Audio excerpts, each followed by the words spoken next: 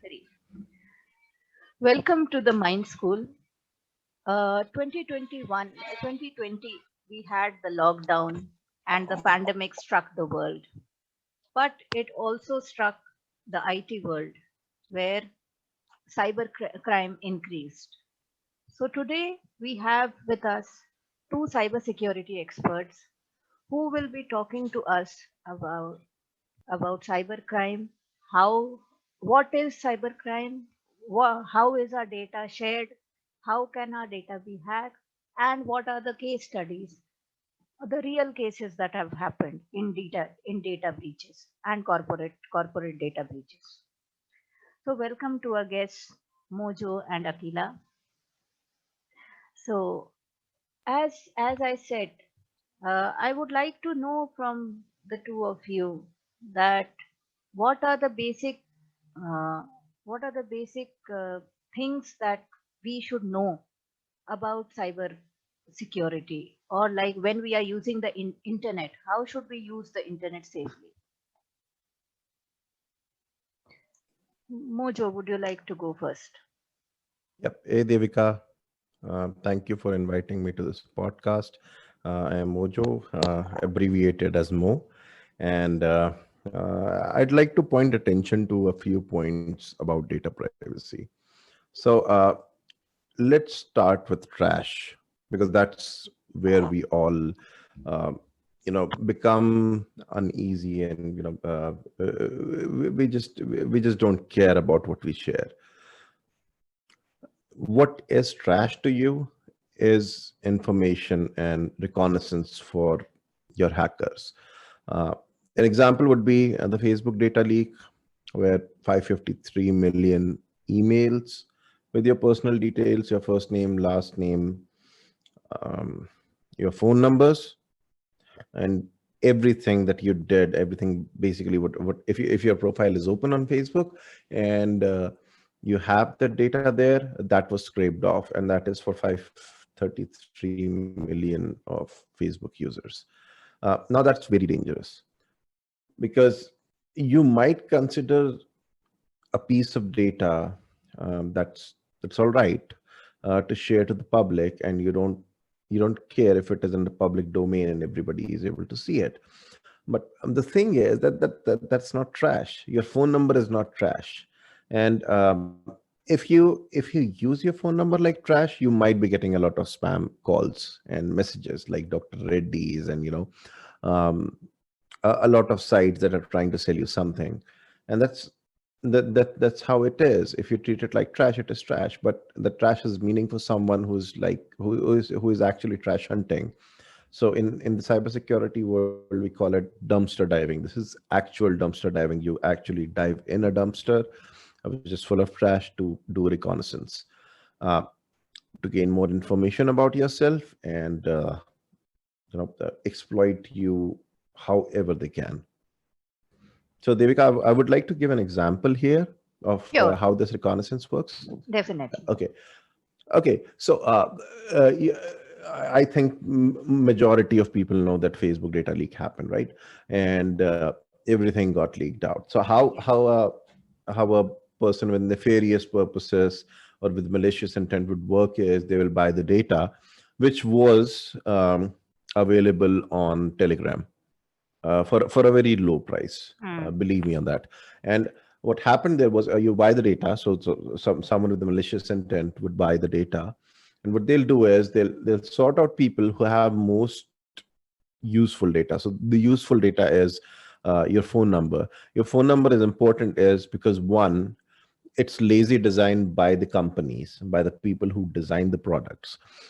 They use your phone number as unique fields to identify you as a unique person. That's lazy design from their part. That's one. Okay. And the second thing is that your phone number is usually, for the ease of use, just one number that you use with everything. You use it in bank accounts, you use it in social media, you use it for your communication with your family, with your office, and everything. So Yeah. that's one number that uniquely identifies you as a person. Normally, if you have something that's really important, you save it with your life, but with phone numbers it is not. So how it works is that they get your data, okay, and they study that data, and they'll send you a friend request, or like anyone, and they'll send you a request. And there are very different ways to do a social engineering attack. And how they do it is they'll create a Facebook account with with the name of a mutual friend, okay, or a beautiful girl to attract a guy, or a beautiful guy to attract a girl. It can go anyways. They'll add you as a friend, and you add them back, and they'll just do the reconnaissance. The reconnaissance usually consists of getting your name, your mother's name, your mother's maiden name, and your maiden name, your dog's name, who was your first dog, and all that. And the familiarity here is that all these things that they are collecting information on, uh, by the standards of the internet, by the outdated standards of the internet, most of the sites use this as a security questions. If you forgot your password, Hmm. so that's the information they're collecting, and then they can go in and do a social engineering attack on the bank employee or the process executive, because banks, the thing here is not every endpoint is secured. So bank, they don't handle for a bank employee, your information would be good. That would be, they would want it to be as secure as possible. But what banks do is outsource their calls to some third party companies, less paid employees who don't care what happens to their Hmm. data. So Hmm. you can easily social engineer them emotionally, Hmm. bribe them or something else. Hmm. There are a lot of ways to do that, and they'll just get access to your account, and that's Hmm. the repercussion. That's the basic repercussion, that they are going to empty your bank account. Hmm. Hmm. And there are a lot of ways that they benefit from your name, your bank account, or your Hmm. your identity, Hmm. and that's how your data is used. Okay. So that's just one basic example. That's very dangerous, I must say. But now what do you recommend that when we share data on the internet, what are the few tips that you would suggest that we should take while sharing our data on? What kind of data do we share? Could you also throw light on that? What kind of data do we share on the internet, and how should we practice safe? What are the few safety measures to follow? Okay, so there are going to be times that you have to absolutely share the data, where it would be, your instant urge to do that, or any social situation that you might have to share pictures and some kind of data on the internet.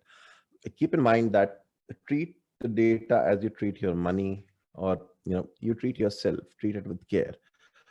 And there is a simple concept, and a very basic concept. Whenever we study cybersecurity, there's a very basic concept with identity and access management.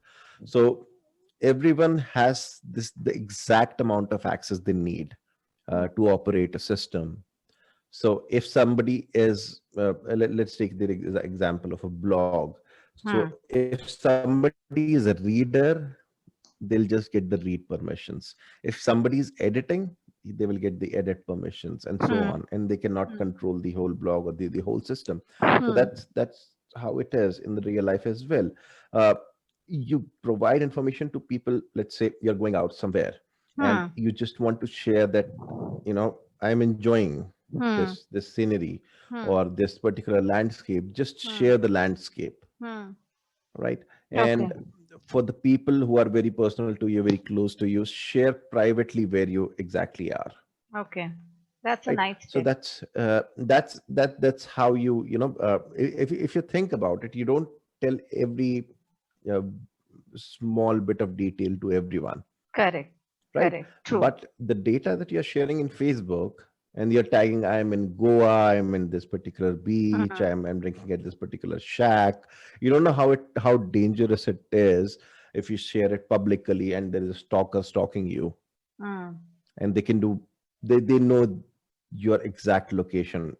Consider this for old timers, like for people who are Yeah. who are before the millennials. There were Yeah. boys who stalked women, like Yeah. they did rounds Yes. in front of Yes. it. Yes. So if that guy who is who is capable enough and determined enough to for just a view of yourself, and this Hmm. is for stalking only, Hmm. for a view of yourself, he's circling your entire block every Hmm. 1 hour. What Hmm. if he knows your location exactly where you're at? Hmm. That's dangerous. Hmm. And you treat yourself with care. You should treat your data with care as well. Your location, your privacy, your email, Hmm. your phone number, your Hmm. everything. Hmm. Right? That's one thing. The second thing is, keep your essential number different from what you share socially. Right. So every phone, I guess, I'm not talking about the rich people, the iPhones, but Hmm. every and you can easily get a Nokia, a cheap Nokia phone or any cheap phone to Hmm. put that second SIM in, because you're just receiving OTP on that. Hmm. So for the bank accounts, for the essential things that you get OTPs on, do a second phone, do a Okay. second SIM. Okay. Nobody knows about it. You Okay. don't share that phone number anywhere, Hmm. and you just keep that under lock and key. Hmm. Hmm. So Hmm. even if somebody is trying to trick you on your social phone that you share Hmm. with everyone, Hmm. that does not interfere with, even if somebody is going to scam you and say, oh madam, I think, oh sir, I think you got an OTP, give that OTP to me. Instantly, no. That Hmm. that's not my number that I should be receiving a OTP on. That's my Hmm. other number. That's not shared with anybody. Hmm. Now, keep in mind that you will still be receiving spam on that other number, Yes. because Yes. there are people who share the number at source with Hmm. marketing companies.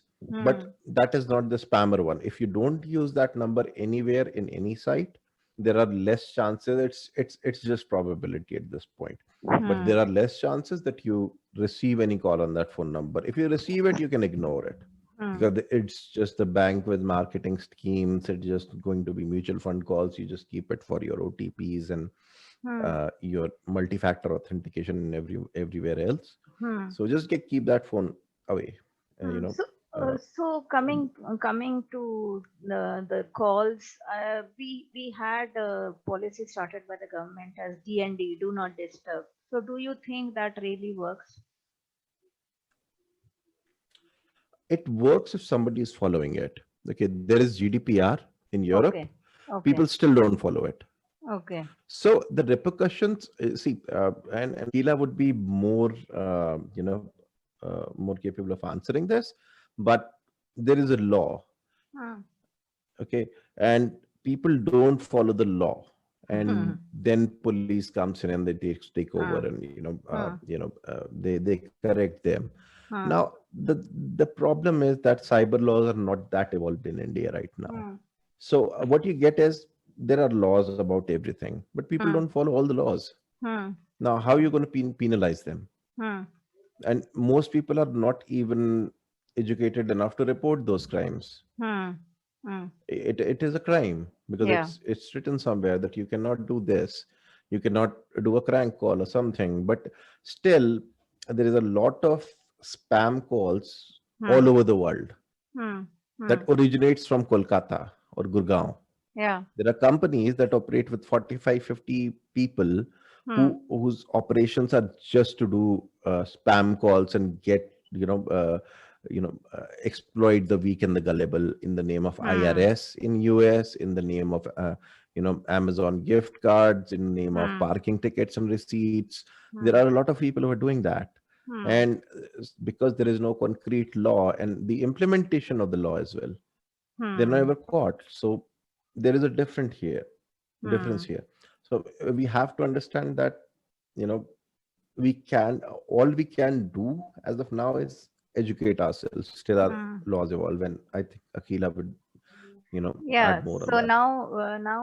since we got a very valuable tip from Mojo, saying that treat your data with care. Now, I would like to Now I would like Aquila to come and share her views on the corporate law and how do we preserve our data in the companies? What are the company laws? Yeah. Right. So hi, first of all, Devika, and thank you for inviting me here. Second, to answer your question, and like the crux of all the knowledge that I have for you here has been already shared by both of you, that we have laws. We have laws for everything in the country. Number one, like the questions that we need to ask ourselves are that are the laws enough? Are the laws evolved enough? Are the laws enough to cover everything that's going on and everything that may go on in the future? And then we have whether people are even aware of the laws. I mean, implementation is a third degree question. The first degree questions are whether the law is enough to cover what all situations are occurring right now and what all situations can possibly occur in the near future. And then we have the second order question of whether people are aware of the laws. Implementation, whether people will actually go and file a complaint with the IT, with the probably the cyber cell or probably the nearest police station in case there's a criminal offense that takes place over the internet. All of this, and then the question of implementation comes up, that the authorities actually take up the case, they work diligently enough on that. So these are the three kind of questions. Unfortunately, neither of those questions have a good or a positive answer. Oh, Nor are the laws evolved enough to cover the kinds of situations that we deal with. okay. Nor are people aware enough to know what rights do they have. And obviously, then we have the implementation issues, because if you consider the kind of population that we have in India, the kind of population that's in the departments right now, in the government departments and the authorities right now, they are not from a generation that grew up with internet and computers like probably most of us did. Right. So that I think is an issue, and they're not really willing to adapt to these new issues and laws, and they don't really care about them enough probably to implement them with as much rigor as they would probably the traditional laws. As for as far as laws, as in terms of covering the situation is concerned, the good thing, like the slightly positive news here is that you have laws which are very specific to certain situations. You have laws which are broad in nature.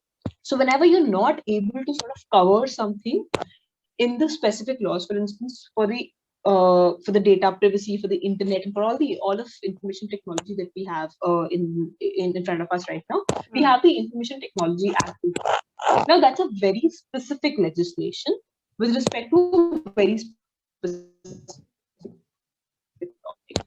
Now, if there's something that we're probably missing out on, we have the IPC, which is the Indian Penal Code 1860, to sort of give an umbrella over all the other kinds of crimes that could possibly occur here.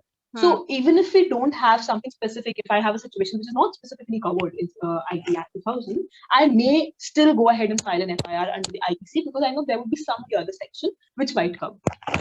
So that's the only probably good news. We do have some more legislation coming up. We have the Personal Data Protection Bill 2019, which was kind of introduced as a members bill early on in 2019. But that's still with the Joint Parliamentary Committee to comment upon, and then we have a lot of issues on that as well. So it's not exactly the best thing to happen, but it's still a step ahead. And yeah, I mean, I agree with most views that have already been shared here, that we don't have exactly the mechanism or probably the will to go ahead and build a mechanism to probably deal with these issues. So coming back to like we heard Mojo also saying that social media can be used as for data breaches, and Right. we have also seen incidents like boys locker room happening. Right. So that was totally over social media, and it was an illegal act. So can you just throw some light on how these scams are structured, and what are the repercussions if you are caught? Right. So, we have a very specific set of offenses especially under the Information Technology Act. We have a very specific set of offenses which are defined, and for which punishments and procedures are also defined. So we have something called cyber stalking. Stalking by itself, like physical stalking, is a crime under IPC, under the Indian Penal Code, as I said. But cyber stalking, specifically stalking somebody through the internet or through the use of technology, is something that has been sort of defined as an offense under the Information Technology Act. Now, if you have somebody, who's probably calling you, sending you texts without, the unwarranted as such, are some things that you can probably complain. Now, we do have complaint mechanisms, which I'm really not sure of exactly how well and how sped up they are in terms of their implementations. But we do have mechanisms. So we have the cybercrimes.gov.in, where you can, it's a website wherein you can register all of your cyber complaints of sorts. And, you can, I'll leave some links with you. Yeah. We have some state portals also where you can register some online FIRs and something like that. Okay. And you can try to sort of implement your rights or enforce your rights there. Yes. We have like cyber stalking is like one broad this thing, I think, which happens very blatantly without any sort of curb to it, even after the laws have come into picture. Like, it's been 20 years now since this Information Technology Act came into picture, and we've had cyber stalking as an offense from the very beginning. So we do have, those kind of offenses here. We have computer-related offenses. Now, these are very like, so the way that these offenses have been drafted with a language is very specific. So, for instance, you have Section 65, which is tampering with computer source document. Okay. So now this is in a situation where somebody conceals or destroys or alters any computer source code or a computer program, and then that leads to some kind of damage or probably some loss to somebody. So now what the problem in general I feel like here is that it's only kind of activated not just because there's a breach in law, but because there's a harm that's caused. So if there's no harm, there may not be any punishment. Right. So and I feel like that's kind of where we lack a little in terms of the will to implement these laws, because if you want to sort of give the society a kind of good law or a good mechanism or a good, like a strict mechanism, then you need to have some strict measures also. So that's something, that's there. We have punishment with respect to offensive messages. This was like actually a very discussed in a very controversial section, particularly 66A, which was like for sending offensive messages to communication services. Now, those communication services could be Twitter, social media, any of these social handles, or it could be your phone, SMSs, probably the messaging apps and all of that. So it was that, there was that. But this particularly was kind of challenged to the Supreme Court because this was very arbitrarily worded. Now, this was very loosely worded, and this could be used by the government anywhere and anytime against you. So that was kind of scrapped down by the Supreme Court in the case of Shreya Singh. But we have all of those kind of situations where if we have the law, it's so worded that the Supreme Court ultimately it just so happens that Supreme Court says that this is not constitutional the way you drafted it. So we used to have protections. We have some protections still. So identity theft, for instance. Now that impersonation by itself is covered under IPC also. But when you're doing it on the internet, for instance, I have a very funny anecdote to kind of share here. But for instance, I pose as somebody, a celebrity, and I talk to somebody. I make some promises. Right, that's identity theft. I pose as you, for instance, for your followers. I post some messages. I post some hurtful messages. I post anything whatsoever. So now that is covered under punishment. Like that for that, if somebody complains or you go and complain against me, I'll be punished for identity theft. Now punishments here may not be very severe. They range from up to 3 years of imprisonment and some fine of worth 1 lakh rupees. In some cases, child pornography, for instance, we have fines of 10 lakh rupees and some severe punishments also. Yeah. So we have that, and the anecdote here. So I would, so recently we had this whole Prince Harry, Meghan Markle controversy, right? Where they gave the Oprah interview. Yes. Now, a news article came up shortly after that, by a Punjabi woman. Now, the news article, a Punjabi woman, she was a lawyer, if I'm not wrong, and she approached the High Court against Prince Harry, saying that he had promised to marry her. And so he had talked to, like, the woman, she had talked to Prince Harry and Prince Charles, his father, as well. And he had basically sort of cheated upon her by getting married to me. Now, the court, now here, the court said that these are just, delusions and daydreamings, and this is not maintainable at all. We are not issuing a notice to Prince Harry for you.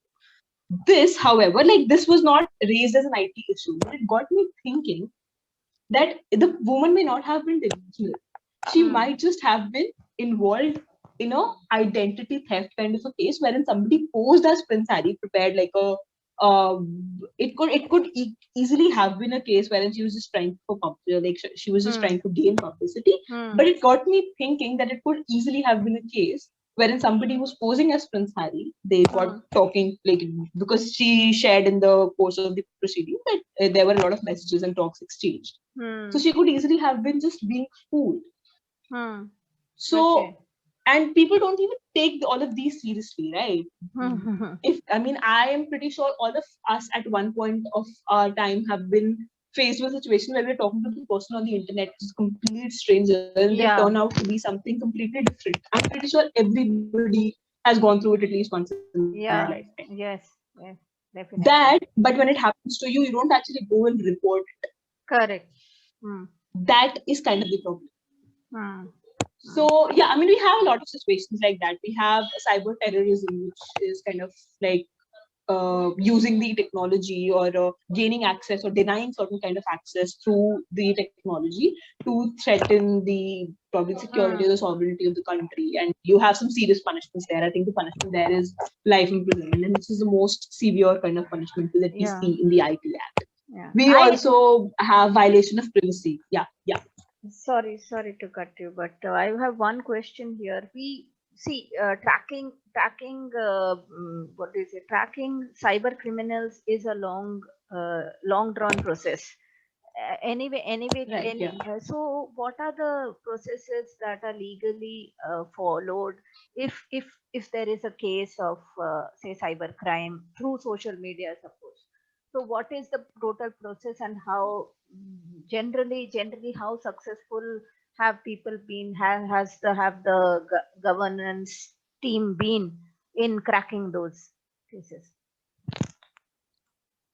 So we do have now cyber cells in the in the investigation departments. We do have some sort of technology that helps the probably the investigation teams to investigate and get through. I am not sure exactly if we are equipped enough to deal with probably some high tech or some very up to date people here.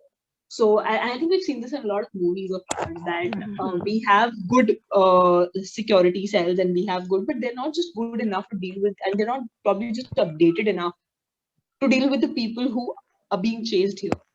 So in a certain situation, you might have come across situations where people give their IMEI's numbers in case they lose their phones to the police in the FIR, so the police help them track the phones. Now that probably the technology is so so outdated that we have the technology to trace the IMEI numbers, but the thieves probably, or the people who are stealing these phones, are already way ahead of you. Correct. So they already know how to trick you out of that. Correct. So we do have some infra, we do have some success, but it may not be enough probably to be able to successfully implement these laws and successfully enforce these rights. Nice point. Right, just adding a bit to that, it's not that we lack resources. It's not our priority right now. Like, it's not their priority right now to put their best guys on the because in every developed country, you see there is a special wing for that. There are specialized people, and I don't think in a country like India you cannot find people who are, equipped enough on their own. Like, it's not about even equipments. They are equipped enough on their own, and they are talented enough to trace back things. And most of these crimes, they're not even that complicated. So it's just a lack of motivation, I guess, Right. from the law enforcement. Because if I hear, and correct me if I'm wrong, Akila, we have so many pending cases in courts right now. We have so many things that we need to do on physical files, that cybersecurity just seems, a thing for tomorrow. I guess we'll do it sometime in the future. Right. Yeah. I mean, we do have processes where we do have, like, we have cyber forensic processes, for instance, wherein you have, like, how do you identify digital evidence? How do you acquire a digital evidence? And how do you make sure it's authentic? How do you analyze it? All of that, we have some sort of guidelines, we have some sort of procedure, but it's not exactly very actively pursued.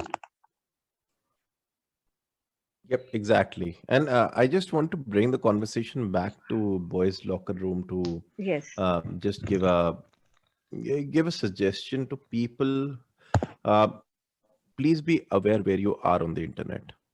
That's very crucial. That's very important, because let's say you were in that, people add you to 1,000 different groups on WhatsApp and Facebook and whatever social platforms are there, and there could be something in that group that you might not agree with, or you're not that person. You might be not that person who is doing that boys locker room stuff. You don't want that to be happening, but because of peer pressure or sheer negligence, you never looked at that. Mm. And since you're in that group, if if the police finally decides to track you, you're in that group, you'll be picked up. And this is especially for the young people, because they're in a lot of situations where they are just there for the peer pressure, and because they're fellow students, or fellow Mm. young people, their friends, they're doing stuff, Mm. and they just want to be a part of it because they don't want to be neglected. uh, don't be there, just Mm. exit. Because if you don't agree with something, and you think that the outcome of something is destructive, Mm. then just please get out of it. Because it has, if and even if you're talking about a system that's not mature enough or not developed enough to catch you, Mm. that doesn't leave you from the fact that whenever they come, they will come after you. Mm. And for a student, and still the situations in India is that if police knocks on your door, Mm. you are the culprit. Yes. Yes. That is Definitely. there. And So to add some more points, specific situation of Boys Locker Room was that there were transmissions and publications of images of girls who were probably less than 18 years old also. Now, that here became very important because in a normal situation, had it been a normal group where just images or probably pornographic material was being circulated, this may not have been such a big issue for the Mm. people who were not Mm. right, for the people who were actively participating, sharing, Mm. and commenting probably were still in trouble. But the people who were inactively just a part of the group, this may not have been a very severe kind of situation, because Mm. in general, obscene material or pornographic material is only like sharing or transmitting or publishing is Mm. the crime. Like just being there or mhm. in the privacy of their homes watching it is not a crime. In the Yep. case of sexually explicit material which depicts children specifically, even the fact that you were there, even the fact that you saw something, even the fact that you probably it's probably in the temporary files in your phone, that kind of makes you a culprit. Oh, okay. So Wow. the boys locker room situation was very specific, and it had not just the Information Technology Act involved, it had the Prevention of Children from Sexual Offences Act, the IPC obviously. So that situation was very grim, specifically because of involvement of the probably the material which belonged or which was pertaining to children or Mm. people under the age of 18. Mm. Thank you for sharing your thoughts, Mojo and Aquila. And since we are talking about the boys' locker room, wherein were convicted, uh, I would like to focus on the mental health of incarcerated youths. So, children above the age of 12 are considered capable of committing crimes, though till they reach the age of 18, they are considered juveniles and they are tried under the Juvenile Justice Act 2015, which generally means that the maximum time they can be sent to a prison is for 3 years. But through my research, I have found even abroad, even in the US and even in India, most kids entering juvenile detention have been at disadvantage by poverty and lack of resources. More than 70% have mental health disorders that often go unseen and untreated. That is what the experts say. Mental health resources vary widely among states and often fail to treat underlying issues, said Charlene Taylor, a senior researcher for the National Council on Crime and Delinquency, a nonprofit that researches and supports nationwide juvenile justice reforms. A lot of times, kids end up in the juvenile justice systems based on the mental health issues that are unaddressed or underaddressed, Taylor said. Arrested at 14 for aggravated robbery with a weapon, Alvarado of Denver cycled in and out of the system. The three facilities where she served time worsened her mental health struggles, resulting in aggressive behavior and fights, she said. My mental health got worse when I was put in jail. It just made it hard to be in there, said Alvarado, who was diagnosed with PTSD, anxiety, and depression during her time in Colorado Juvenile Detention Center. Another report also says juvenile shelter homes in India have become homes of horror for many. I have I have mentioned the link uh, in the description. Juvenile shelter homes in India, which are strictly made to enforce protection, rehabilitation, and restoration of juveniles, seem to have become a disastrous place. This report was published in September 16, 2016. Another report by Mint, it presents a story of a 17-year-old who was arrested for murder. So the story goes, when he realized the man was dead, there was a question of getting rid of the body. It was not something the 17-year-old had done before. The corpse was heavy, of a man twice his age and size. He was not sure what to do, but the river was close by. 4 hours later, he was caught trying to dump the body into the river. At around 2 a.m., as the police took him away, the dead man's family ran after the van, screaming, God will punish you for what you have done. You will suffer all your life. For weeks after this, he, he would often wake up in the middle of the night and think, he says he couldn't sleep. The teenager recalls sitting in his dormitory at an observation home for juveniles in conflict with law in New Delhi. So, very less is being done for uh, mental health of the juveniles. Yes, they are being tried they are being, and I would say they are correctional centers, but it is an urgent need that the mental health of incarcerated youths are also given we have to consider that and we have to look into it. Incarceration can affect teens in many ways. Adolescents who are incarcerated are much less likely to return to school upon release. Of those who do receive an education while incarcerated uh, and return to school after release, on average 16% drop out within 5 months. The combination of incarceration and lack of schooling also has a negative impact on the adolescent's work potential. This causes long-term problems such as homelessness, drug and alcohol abuse, recidivism. In fact, recidivism rates are extremely high among us adolescents that are incarcerated compared to adolescents who entered diversionary programs.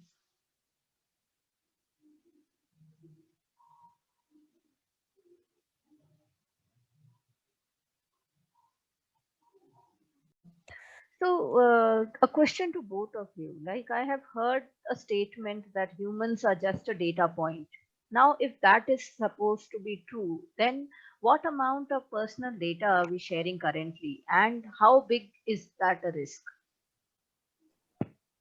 Oh, there is a ton of data. Like, whenever you're surfing the internet, whenever you are doing any sort of thing, basically you step out from your home, like imagine yourself on a beach, and you're just you're just walking on the beach. As you're leaving your footprints on the sand, that's how much footprint that you share on the internet. If And not, even if you don't want, Hmm. there are sites that are sharing that. So I'll wait for Aquila, and then I'll share one specific incident from Sure, our own special government sure, about that. sure. so no, I don't have something very specific here. It's just that yes, we do share a lot of footprint, digital footprint as we call it, when we are on the internet, from everything that we search to everything that we download, probably to everything that comes on our phone, probably or comes on our devices, is something that affects our sort of search history, probably, or whatever suggestions are given to us. Be it Facebook, Google, everybody is literally using whatever you're doing, using their platforms and these platforms. And unfortunately, we may have provisions in this is actually laughable, the provisions that we have in terms of safeguarding information. So we do have these rules which are basically called the reasonable security practices and procedures and sensitive personal data or information rules 2011.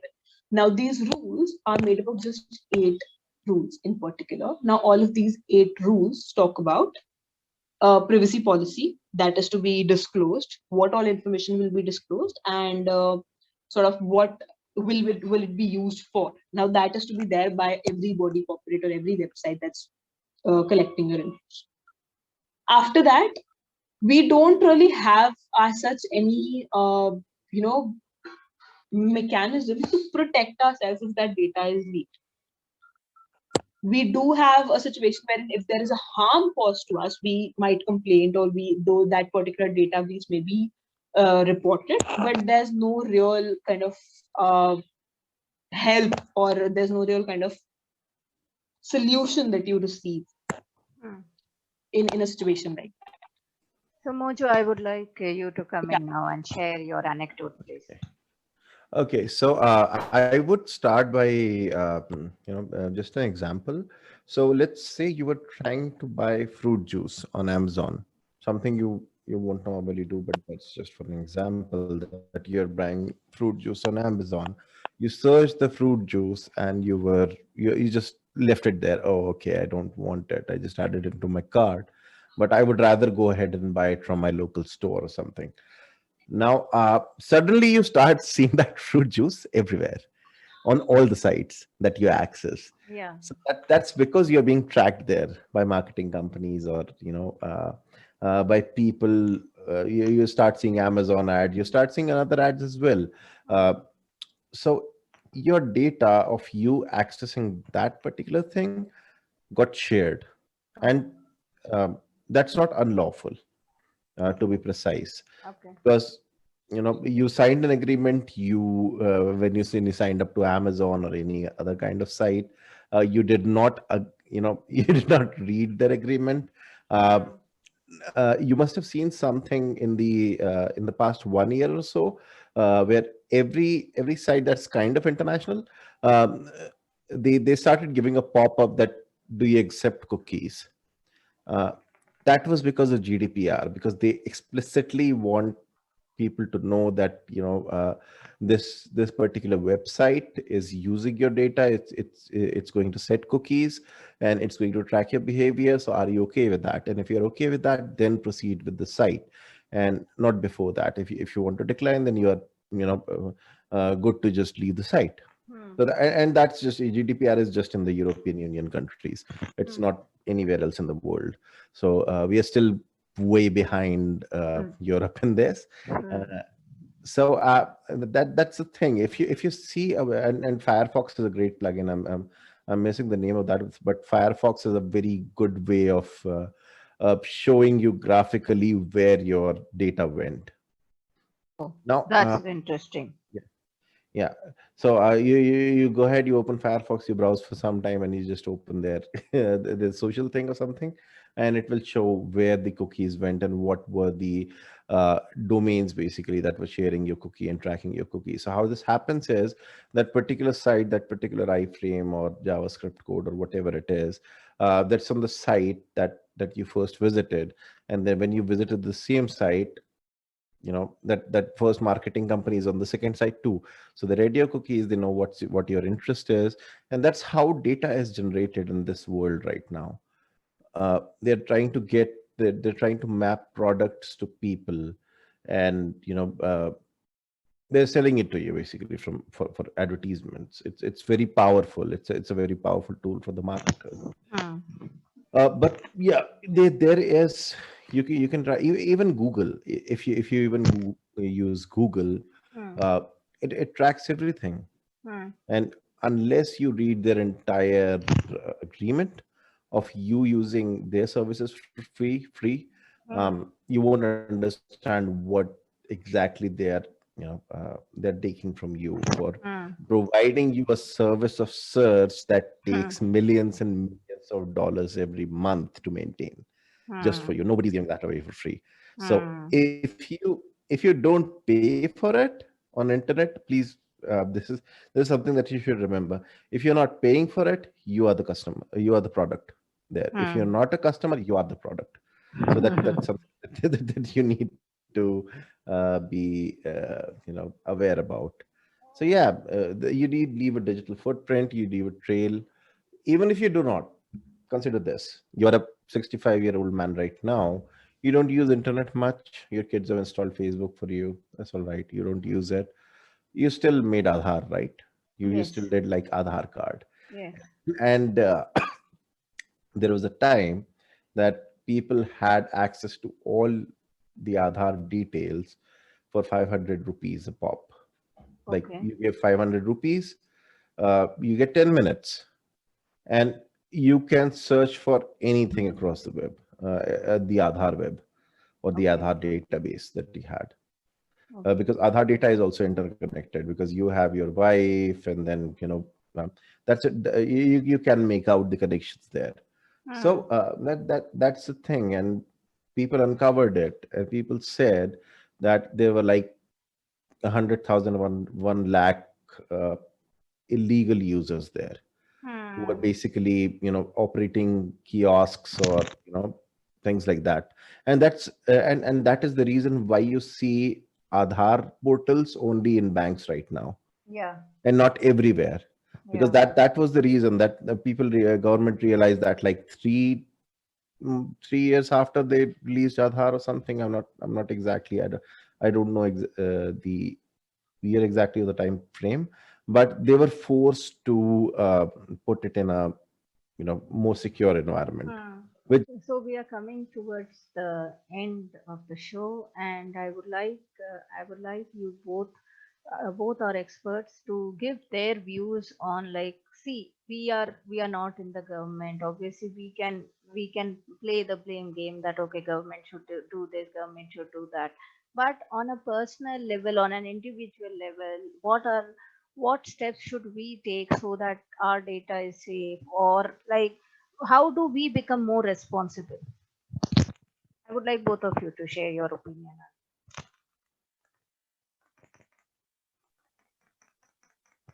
So Right. Akila. So before Mojo goes ahead, I'll probably share my bit of it.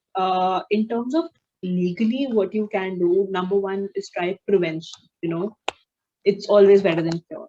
So in terms of prevention, try to make yourself as aware of things as possible. Don't just tick on the boxes and move ahead. Don't try and understand exactly where you're sharing your information, what information are you sharing, and how can it be used for. Try and understand if that is something that you're comfortable with, and then move ahead with that process. Try to be aware, if is basically what I'm saying, and try to propagate that awareness as much as possible, because you might be adept with technology, people around you may not be as adept, and any probably harm to them is sort of an equal has an equal impact on you.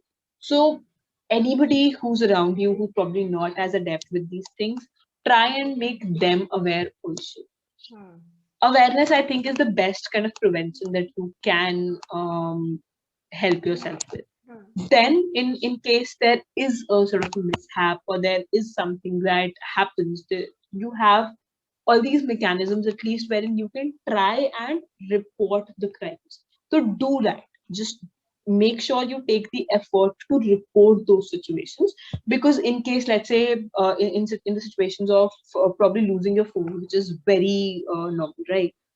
People Yeah. don't really care anymore. Earlier, because the SIM companies used to demand an FIR, probably these telecom operators, they used to demand an FIR copy before they assigned you a new SIM. Now they don't do that. Now they don't need the FIR copy. Most of us don't even bother filing an FIR copy for that.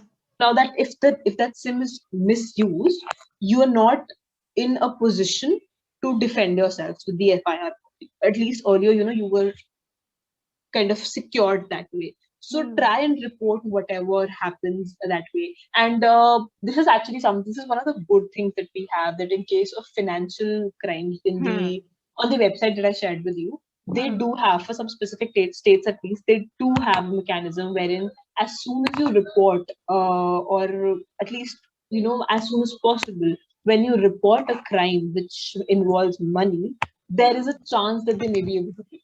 Oh, okay, that's nice. Yeah, so that I don't think it's there for every state. I think for specifically, I remember Delhi, or there was one other state. I remember specifically that there was this facility.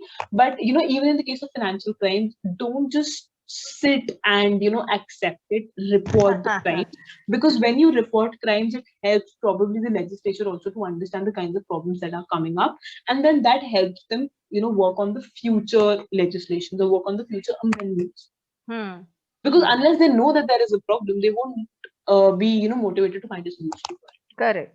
That's So we kind of need to do our bit as well in order to sort of build up that motivation. correct. Thank you. That's all for my side. Thank you so much, Aquila. Mojo, your closing comment, please. All right. So this is the advice for both this context and for life as well. So find your pause button. That's really essential in these cases, because the basic thing with anyone with a malicious intent, anyone who's trying to harm you, there are two things that that's common. The first one is they'll try to hurry you, and information and anything that they want to get out of you. They will pose as your grandfather's best friend, or your father's best friend, or or your boss, or your vice president, or something like that. The one thing is they're always in a hurry, and the second thing is they're bored easily, either by choice or by the consequences, as they have other people to scam as well. So hit the pause button. If it's an authentic source, they will contact you again. They're not going anywhere. Okay. If it's an authentic bank, if it's a authentic firm, if it's something that is coming from an authentic source, they'll contact you again. They know that disconnections happen, and they want the account as well. In the money terms and the information terms, I don't think there is information that necessary that has to be provided right now, unless it's saving a life. Okay. Correct. And that doesn't involve any of your personal information. So I am not aware of any personal information of yours that's going to save a life, or that's going to be that urgent that if you don't respond right now, uh, that's going to be a catastrophic something. So so Huh. it's not so yeah, find your pause button there. Okay. Stop, disconnect the call if you want, um, make them put them on hold, Hmm. or anything that you want. Stop, think about it, and that will protect you. That will protect you from a lot of stuff, because these people, these are they have a lot of people to scam. They have a lot of iterations to go through. So they Hmm. don't stick with the person who's not responding them at a pace. So here's how manipulation works in real life as well. They Hmm. will try to set you in their pace. Correct. So if you find your pause button, you will dictate the pace. And Yes. if you dictate the pace in the conversation, they are not in control. And as soon as they find out they are not in control, they're wasting their time, Okay. they'll just walk off. They'll just disconnect the call, or they'll just walk off from the situation, and they'll find someone else. So Correct. that's a personal thing. And as Aquila said, report things, Correct. because we are not doing that enough. We are Correct. not reporting things enough for the government, or the law enforcement to form a conclusive, a department, or to put their Hmm. effort that these things are happening. Hmm. Because I have heard of a case right now that a person, like a poor lady, was, she shared a number on internet Hmm. asking for plasma and oxygen and she got obscene pictures Hmm. of that. Now if you don't share that, Correct. nobody is going to face the repercussions. Nobody is going to be aware there are so many cases, and we have to look at that. So the gravity of situation is never described. Hmm. It's our responsibility as well. You cannot put everything on the government or the law enforcement. Correct. You have to tell them these many cases, these many things are happening, and you have Yes. to report it. And it's just an FIR. It's going to take, at most, it's going to take 4 hours. In my personal experience, it's going to take half a day. So just go there, just file an FIR and forget about it. You Even if know, you don't want there's to do another anything. way of reporting, just to add to that, it does Mm. not take 4 hours anymore. Even, states like UP have portals wherein you can file an FIR online. So it Okay. does not take 4 hours a day at least anymore. Great. Thank you so much, Mojo and Aquila, for coming on Youth Talk and sharing your insights on cybersecurity. I hope our listeners have taken some tips from this discussion, and they will definitely benefit, and they will be safe when they are on the internet next time. Thank you.